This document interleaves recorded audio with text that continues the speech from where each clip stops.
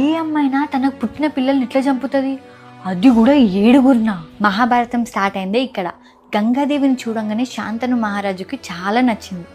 గంగాదేవి ఒప్పుకుంది, కానీ ఒక షరతు పెట్టింది.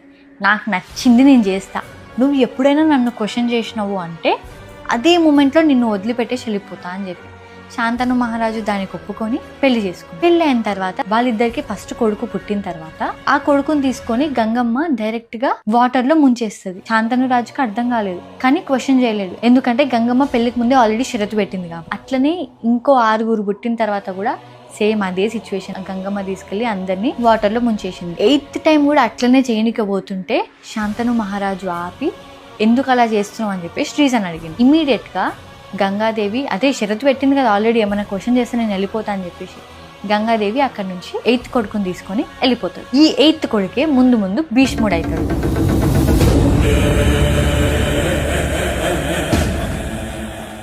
ఒక శాపం వల్ల భీష్ముడు పుట్టిండా?